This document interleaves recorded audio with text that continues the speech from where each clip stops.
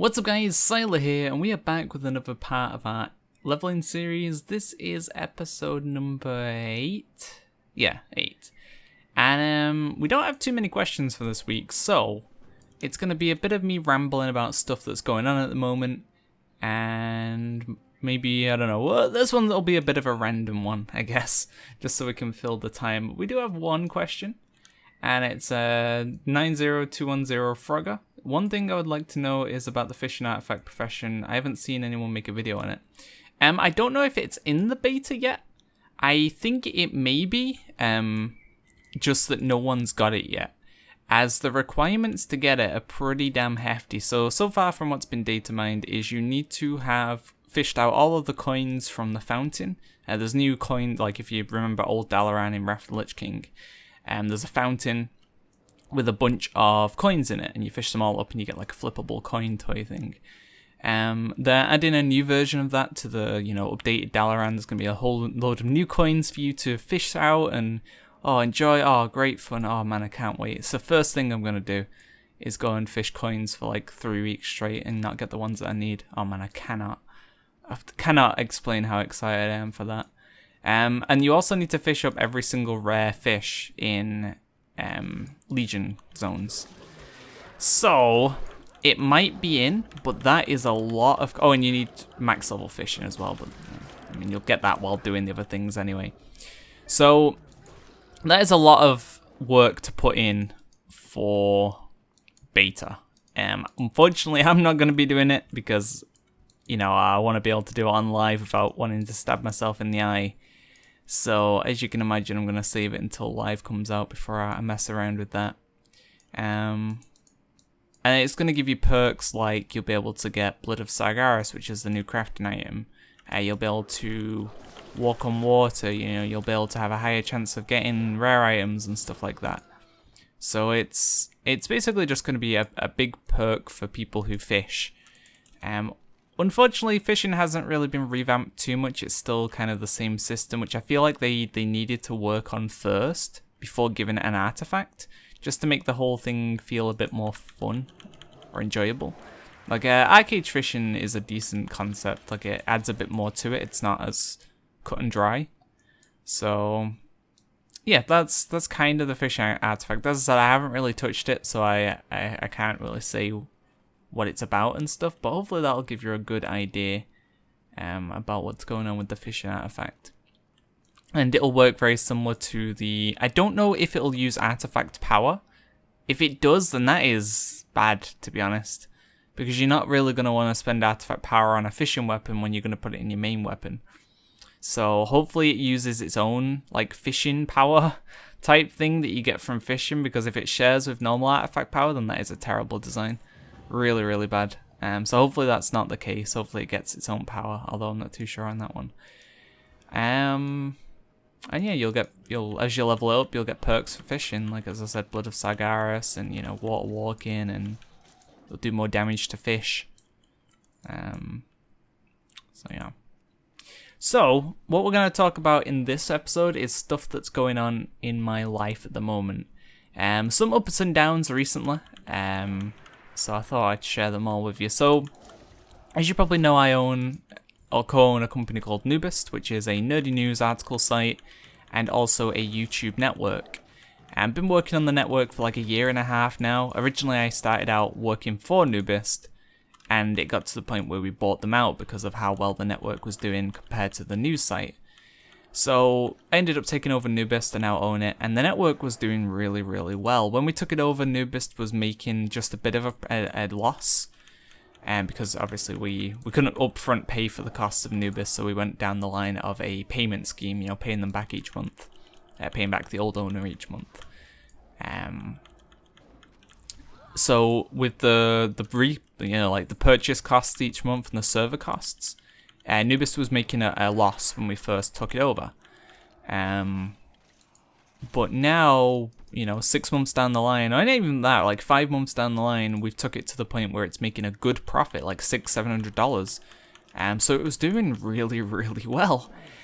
Unfortunately, we have like a bunch of partners, we have like 300 partners. We've kept to the idea of not spam recruiting, and we work with everyone, you know, on a personal level. Like, the amount of hours we've spent in voice calls with partners is insane. We've spent a long time in voice calls. So we put a lot of work into Nuist, and even though it only has 300 partners, which, you know, is still a lot of people, it was earning a lot of money because of the way we've run the network. And I was proud, you know.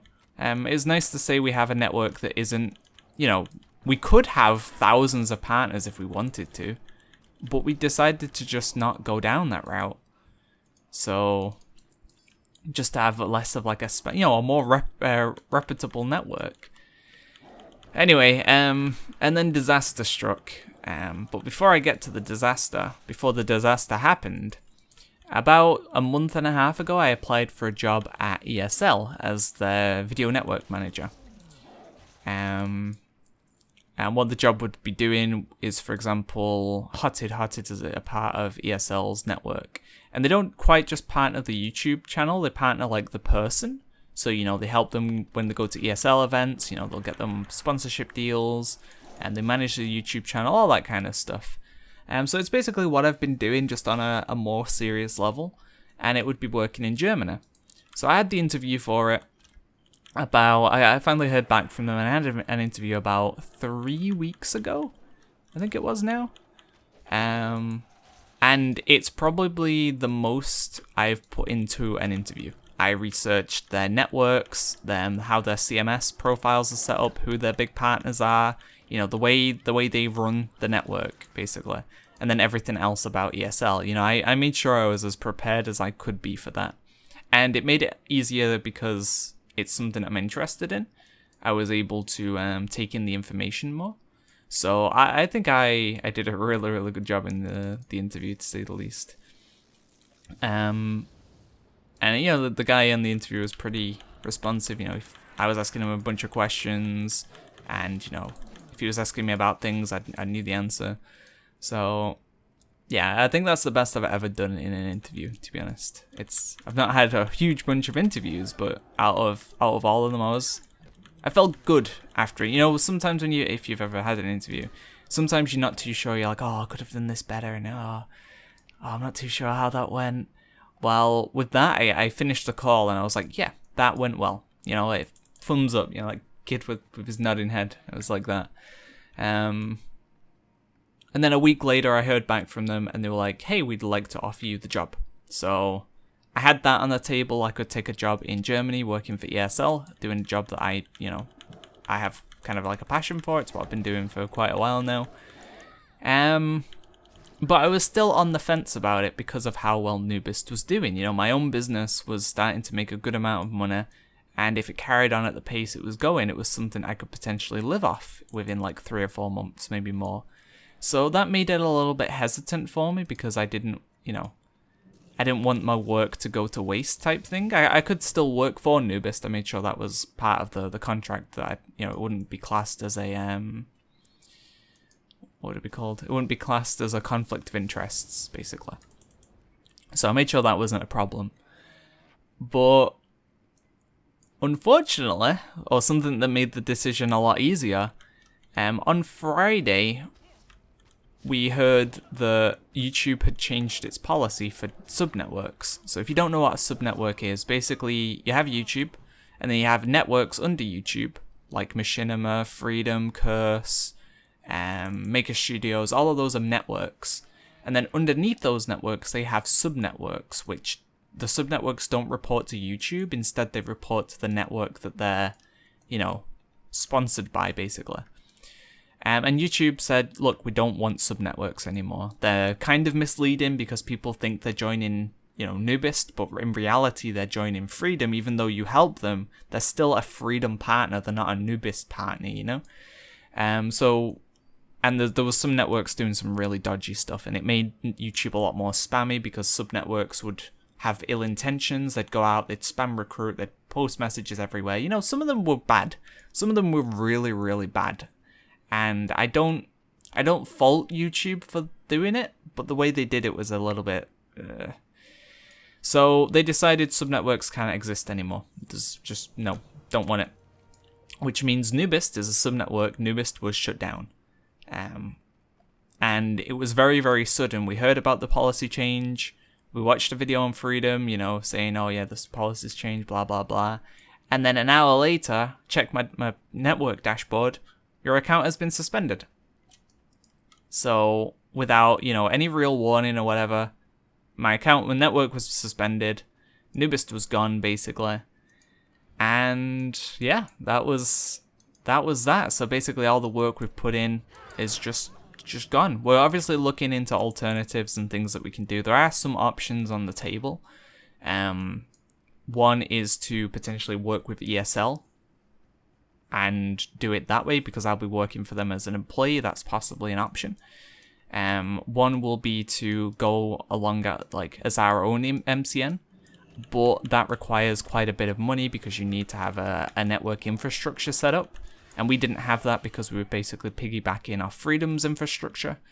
Another is to kind of work alongside with someone who's already, you know, basically get an investor. Like, you reach out to a big YouTuber, be like, hey, you invest in the subnetwork, we'll help you run it. And you just, you know, pay for the first costs to get it going. And then, you know, split the revenue. And then the other options for Nuist is we completely go away from the MCN side, you know, no longer be a network. Because if we're not able to continue Nuist with all of our partners, we basically have to start again. Or we have to convince those people to leave Freedom to join us again. Which, you know, could be, some of them will, because we've built up the trust and stuff, which is nice. But not everyone will want to, because we might not have the same perks that they're interested in, you know. So it could be that we just decide to go away from being a network and focus more on the editorial side of Nuist, because Nuist is also a nerdy news website. So we could just focus on that as well. So we have a few options, but none of them are really ideal. Like, none of them are what we want to do, which, you know, it is a little bit sad. But it made the decision to move to Germany a lot easier. So I've basically said, yep, I'm happy to take the contract.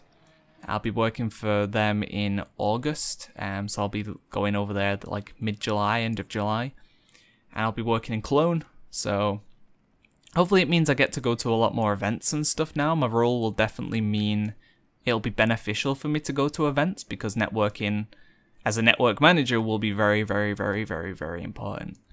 So the more people I can get in contact and be friends with, the easier my job will be, basically. So yeah, there was that. So Nuist as a network currently is kind of on standby. We aren't a network anymore until we figure something else out. But as some people say, things happen for a reason. Like, I was on the fence about taking this job in Germany, and then this happened, which basically made me, you know, made my doubts go away, because I didn't really have the other option anyway. So hey, everything happens for a reason, I guess. Oh, we have no rests. Well, I will take those rests, and I will be gone. Good day, sir.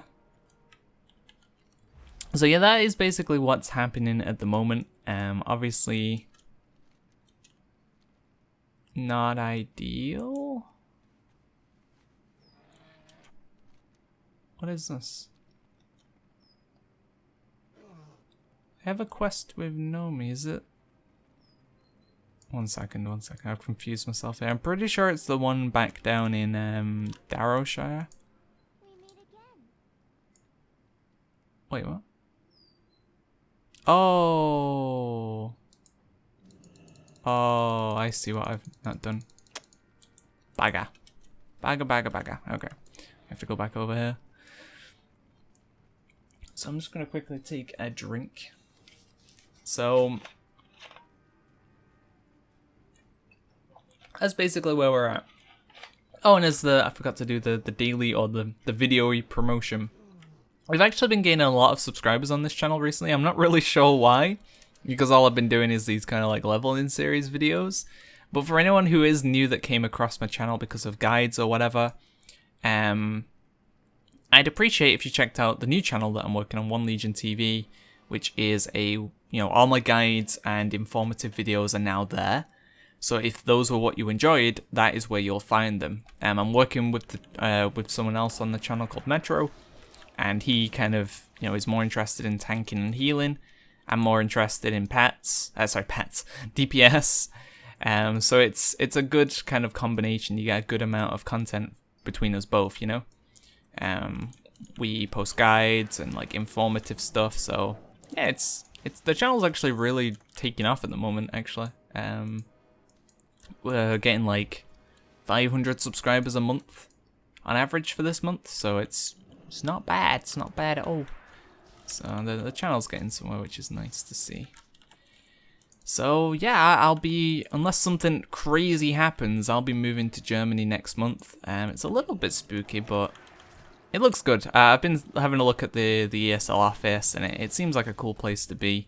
They have like proper gaming chairs and big Intel, like you know, beastie Intel machines for the staff to work on, and most people get like 2-3 monitors to work on as well. So I'm looking forward to it. I'm not too sure what it'll be like living in Cologne, but I'm sure it will be fine. I mean, it won't be any, I don't think it'll be too much different from living in Manchester. They're both kind of big cities, but not the biggest. So I imagine culture-wise, they'll be very similar. Hey, maybe someone who lives in Cologne or Germany or whatever can give me some hints and tips and stuff. I don't speak any German, so that's going to be a little bit interesting too. But yeah, I'm excited. I'm looking forward to it. As I said, I was a little bit hesitant. I was a little bit like, oh, I don't know. But now that my doubts are gone, I'm hype. I'm hyped to go and start like a new journey, new adventure, see what happens. And it definitely won't be worse than working in the Philippines. Like, the Philippines was a long place to get to, like 20-odd hour journey. And, you know, it was a bit too far away from home. While Germany is like an hour away, and I can get back home for like £40 on the plane. It's like £40 for a plane ticket back to Manchester. While coming home from the Philippines was about £1,000. So a little bit of a difference there, getting home from Germany compared to getting home from the Philippines. But I enjoyed my time in the Philippines, and that, you know, things were a little bit different with the Philippines. So the way this is, I think it's going to be a lot more enjoyable. Like, I think I'm going to have a good time. As long as the people I work with are cool, then I think we'll be good. And my only concern right now is actually getting my PC over there, because in the Philippines I couldn't really take my PC across. I mean, the internet was garbage anyway.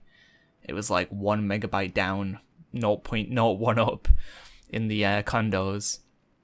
And I was sharing my condo, so there wasn't really anywhere to put my PC. And to get it shipped over to the Philippines, one, it would be a long journey, so I'd be worried that it'd get broke. And two, it would cost me like 500-600 quid, which just wasn't really worth it. So I decided to not do that. While if I'm going to be working at Germany, I definitely want to take my PC across. Especially considering the internet will be better. And Legion will launch on the 30th of August, so I definitely want to play Legion, you know? I don't want to miss out on the Legion launch. What day is Legion launch? It is... This might mess up the video a lot. It's Tuesday, so I'm going to be in work for it, unfortunately. But, hey, you know, that's the way it's got to be. I'd love to be at home for it, but gonna have to work for that, and then I guess I'll have to go hard and catch up on the weekend. Will be the way it goes down. Yeah, that's pretty much everything that's going on in my life at the moment. Obviously, some pretty big changes incoming. Nuist, I need to kind of figure out what we're gonna do next, but I don't want to rush ahead and, you know, make a decision before the options are fully weighed out. And I mean, YouTube could suddenly, you know, decide that what they've done is a horrible mistake, and they go back on it, and they're like, actually, you know, maybe we were a bit harsh with the sub-network policy. Like, realistically, all they need to do is make networks keep their sub-networks in check. That would be the best, in my opinion, that would be the best way of dealing with it, you know? Just be like, here's the rules that your sub-networks need to abide by. You know, they can't spam recruit like this. They can't be doing this, they can't be doing that. You know, they've got to respect YouTube. I feel like that would be the better way to go about it. But instead, they were just like, nope, they're gone. We don't want them anymore. So it was a little bit of a hasty, harsh move by them. So hopefully something changes. But if it doesn't, we'll get around it. And my cat is dead. Oh well, we won't get around it, but we'll figure something out. It just kind of sucks if we don't end up figuring something decent out. That it's kind of like a lot of years of work just gone, poof, disappeared into the void. And it works out for Freedom. Like when Freedom first was, you know, around, they relied on subnetworks a lot to grow the network, because basically subnetworks grow your network for you. They recruit and they, you know, help keep your partners even more happy than they would be, because you get more like dedicated support with a subnetwork. So it really helps to kickstart an MCN if you have subnetworks. But now that they are large, they're like the second largest MCN on YouTube, and they don't really need subnetworks anymore. So by legally being able to cut the subnetworks out of the picture, they now get 100% of their partners' revenue instead of splitting it 50-50 with their subnetworks. So they basically increased their profits for the year by like 33%. I'd say about 33% of their partners were from subnetworks. So yeah, they've just gotten a big chunk of money for free, which is, you know, is nice for them. But it kind of sucks for everyone else, and it kind of feels bad for the people that have built up, you know, their livelihood, their living off of a network. Like, luckily for me, I still have other options. It was more of like a hobby, in a sense, that was turning into a job, rather than my job. But for a lot of people, it was their job. You know, they've built it up, they have staff they've employed, they pay their bills with it, and they've basically all just been told, you're fired. You know? No real notice, no preparation, just, yep, you're fired. On the spot. Yep, see you later. So, for those people, I feel really, really bad for, because they have to find an alternative now. They were living the dream, essentially, you know, running a network and living from home or whatever. And that is essentially all gone. So, yeah, it definitely feels bad for those people. But hey, that's the scary thing about the internet. It really is. You know, you can have something on the internet and it can literally just be shut down because... So, that's the risk. That's just the way it is. Yeah. So, that is pretty much where we're up to. Is that quest done? I remember, does this give a good amount of experience? 5k? It's probably not worth the time, to be honest, but it's fine. We're not really in any rush to level this hunter. Oh, actually, do you get experience from this too? If you get XP from this as well, okay, that makes it worth it. That does make it worth it indeed. Little chunk of experience there. Thank you very much. We're level 42, so I think we can go to Badlands soon. 2 more levels. As I said, I'm used to doing dungeons, so I'm not really used to staying in these zones as long as I currently am. Normally by this lighthouse, this like beacon or whatever you want to call it, tower, I'm normally done with the zone, and I'll be moving on to the Badlands through the, if you don't know, at Lights Hope Chapel, there's a goblin that you can speak to that will fly you directly to Badlands. So that's why I like coming to Eastern and Western Plagueland, just because they flow really well. And then they take you directly to the next zone, so there's, you know, there's no having to travel there yourself. It's good. But yeah, I was looking, it's going to cost me about £120-ish to move my PC to Germany. So, first of all, I need to find somewhere to live, but luckily, like, I'm really surprised. I've never really dealt with a company this profitable, I guess. I mean, I guess I have, but I've never moved away and dealt with a company like this. But they have like a relocation team. They're helping me move. they're helping me pay for my rent at first, and then obviously I've got to pay them back, but it takes a load off of my plate, not having to come up with like 1,000 and odd euros to pay for the deposit and the rent. So them helping me with that helps a lot. They're going to help me find somewhere to live, go with me to translate when I find somewhere, set up my bank account, my social security, and all that stuff. So most of the worries of moving has basically been taken away by them. So that's, you know, first impressions, that's really, really nice. I was a little bit worried about stuff like that. So, yeah, I'm hyped for that as well. Start my new life in Armory. But yeah, hopefully I can get a place that's big. Well, not big, but, you know, big enough. I mean, right now I pretty much live out of my room anyway, and it's not a very big room. Sit at my computer most of the time. So as long as it's somewhere, you know, I can set up my PC, I can have, you know, somewhere to sleep, kitchen, bathroom, I'm okay with that. As long as it's not in like a shitty area or whatever, but, you know, affordable or whatever, I'm down. So hopefully we end up with a decent place. And my salary allows me to get somewhere decent. I'm not going to live, you know, luxurious, but, you know, it should get me somewhere good enough. And then once I'm settled in, hopefully about a week or two after, I'm going to get my PC shipped across.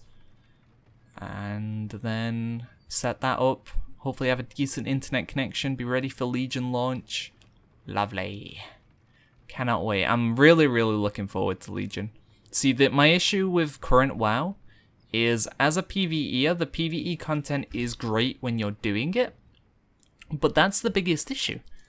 You don't really get to do it very often. Now that might sound weird, but what I mean by that is progressing your character in PvE is very, like, roadblocker. So for example, once you're, you know, if you're a heroic or mythic raider, once you're done with your lockout for the week, that's it. You know, that's all you can do. You've done everything that you can do for the week. Is there not a quest in it? And it doesn't feel very good. That was one thing I really liked about... What? Is it in the tower or is it not in the tower? It must be. For some reason when I go inside though, I couldn't see the icon anymore. I guess it's just at the top. So once you're done with your lockout, that's it. And that was one thing I liked about Arcade, was the fact that I could just keep playing. There was always something for me to do to progress my character because of just the way the system worked. You were always required to keep working and, you know, chugging along or whatever.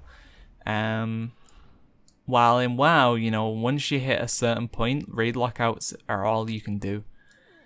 And that doesn't feel too good. Doesn't feel good, man. So with Legion, however, oh sorry, did I say with Legion you hit a point? I meant to say with WoD you hit a point where you can't really do anything. With Legion, however, you're gonna have raid lockouts. You're gonna have dungeons that can potentially proc Titan Forge gear, which is like 900 eye level. I think it can go up to. You're gonna have the world objectives, which can always drop an upgrade for you. They'll always try and give you something that's 5 eye level higher than what you've currently got equipped. Obviously they're gonna be a bit rare, but you know, that's an option for gear too. You're gonna have mythic dungeons, and then you're gonna have like profession stuff, and you're gonna have artifact weapon. So you're always gonna have something to do to progress your character, which is great, you know? If you want to go... Oh, and there's also going to be legendary farm as well, to farm out the legendaries that you need. So, between all of that, you're always going to have something to do to progress yourself, which is something the MMO's needed for a while. Because, as I said, just having raiding as the option is great. The raids are fantastic in WoD. But they just, you know...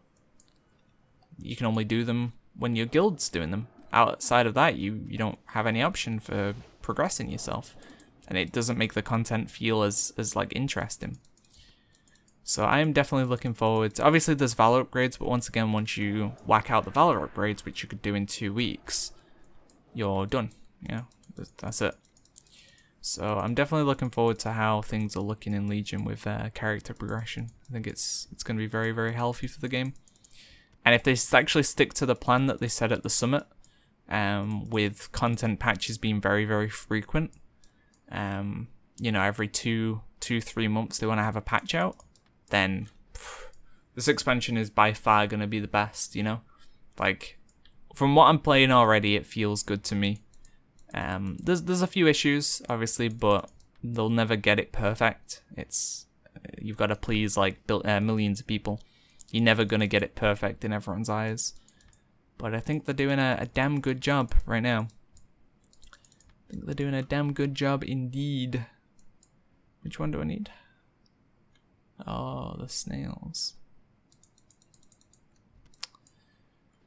So we'll wrap up these quests. I think we'll. Oh god, we're 30 minutes into this episode already. Damn. I thought I'd been talking for like 10 minutes because we didn't really have a real topic today. But as always, I've managed to waffle myself to a billion years of talking. I'm surprised you don't all like. I bet you all watch this for going to sleep. Like, nice episode 8 of the leveling series. I've been struggling to get to sleep recently. You put it on, you lie in bed, and you just hear me waffle about something. You fast asleep within 10 minutes. Wouldn't surprise me, to be honest. I do tend to waffle a little bit. Not even a little bit. I'm pretty bad for it. Get on a tangent about something and I just like disappear. So we'll finish up this and then we'll be done. Well, this chain is kind of long, but hey, it's fine. We haven't had an episode for a little bit. So obviously I don't really post too much on this channel anymore. Maybe we will when Legion hits. Maybe I'll be doing, like, I'd like to do. My plan for this channel was for it to be, you know, more of my own content, whatever I want to do. Be it, you know, other games or whatever, while One Legion stuck to just WoW guides and stuff. And I still want that to be the case. I definitely want to do some stuff with Harry as well, like 2s and 3s arena, because I think it'd be funner. And, you know, just like other fun, more like personality-based content rather than my guides, which are more, you know, informative based. But obviously when I move to Germany, there's going to be a lack of videos for a little bit while I get set up. Probably going to be like a 3-week gap before I'm able to post stuff again. So just keep that in mind, you know, if you're wondering where I am. Or if you see someone who's like, oh, where's Syiler gone? Just be like, yo, he's in Germany. He's moved. He's living that new life with the Germans. One thing as well. So during the interview, I was like, so what are like some of the perks at working at ESL? You know, is there any, you know, gym membership or anything like that? As if I'd actually go to the gym. I'm a lazy so. But one of the perks he said was, oh yeah, we have free beer in the office. And I'm just like, what? Free beer in the office? That sounds insane. That sounds like, I don't know. That isn't something you'd find in the UK. Put it that way. It sounds like a horrible idea, if I'm honest. Like, you want people to be productive and you're going to give them beer. But he said, obviously, we keep an eye on when people are drinking and stuff. But yeah, you know, just like a relaxing pint for your lunch hours or whatever. You can just go grab one, if it's hot or whatever. And, you know, it's cool. I don't see myself really drinking the beer too much, but I guess the Germans are more, you know, interested in the drink compared to the Brits. You know, like drinking during work isn't something that you really find here. If you work in a bar, you might be able to drink on the job. But in general, oh, it's 7 pieces of living root. I have 7 pieces of living root. What? Oh, it's creating. I'm just blind. It's fine. I'm like, but I have 7 pieces. All right, let's go do this quest. Yeah, this chain is quite long, actually. But we should get another level out, at least, for this episode, because we've got like 2 levels for this episode. It's starting to slow down quite a bit. We're getting there slowly, but it definitely is slow. I think there's a rare here as well, right? Yeah, he's over there. So Where are all the returned? Oh, someone's been killing them. Do they have to be weakened? Oh, from the butter. I assume they need to die then. Oh no. They don't need to die. Do these ones work? Oh, literally someone's here right now. No. My elementals, you fiend. Get out of here. For those as well, obviously my stream's going to be coming active again over the next few weeks, but I will be doing a 1 to 100, or as I said, a 1 to 110 if it allows. What I was thinking of doing now that 7.0 is on the PTR, if you don't know, you can download the PTR and check out your class changes, how it's going to feel at level 100. Now obviously you're not going to be able to level to 110, but it'll give you an idea of what it feels like at 100 at least. So that, yeah, the PTR is out. Character copies don't currently work, but they will soon, I imagine. So you'll be able to check stuff out like that, and you'll see some of the pre-event stuff. So yeah, keep that in mind. But I might do the 1 to 100 on the PTR server. Oh no. Instead, so people get to see like what the new leveling experience is like, basically, because they've made some changes to the leveling experience. It's you know, XP wise, and actually I don't know if they changed XP. Oh, my cat's dead. But they made it so hunters can use mail from level 1, and they've changed some of the quest rewards. That's new.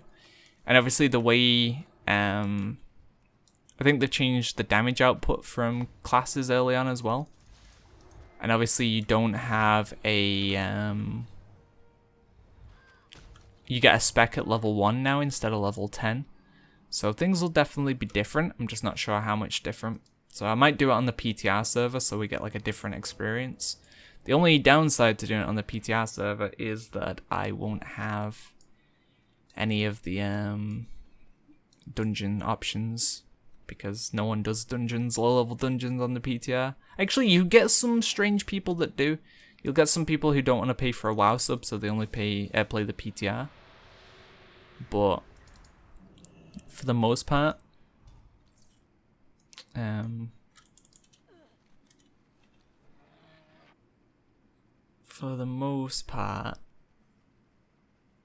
what was I even saying? Oh, yeah. Yeah, but you get some people who don't want to pay for WoW subs, so they play in the PTR, but for the most part, you won't really get dungeon queues. So I'm mainly going to be questing, which will slow down the leveling process quite a bit. So I'm not too sure what we'll do right now. Either way, I definitely want to do a 1 to 100, like it's like a final one, to say goodbye to WOD, to say goodbye to the UK again, and say goodbye to streaming and stuff for a little bit while I make the move. So keep an eye out for that. I'll probably put a video out on this channel letting you know when I'm going to do it, so if anyone's interested in watching. And if you don't know what my 1 to 100s are, I basically level from level 1 all the way to level 100 in one sitting. Live on stream, I use heirlooms. I don't use any 300% boosts or recruit a friend. It's literally just me leveling. I might be doing it 2-man though with Harry this time. He said he's interested in doing it. Obviously, we wouldn't use Recruit a Friend, we'd just be doing it with heirlooms, but we'd be doing it as like a 2-man squad. So, yeah, that might be happening as well, which would make it a bit more interesting.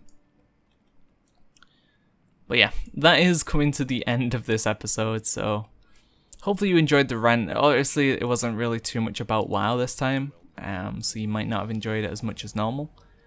But yeah, you know, hopefully some of you like to know what's going on in the world of Syiler. And if you don't, then hopefully I'll make next episode a little bit more WoW related. So thanks for watching, guys. Look out for more episodes coming soon. See ya.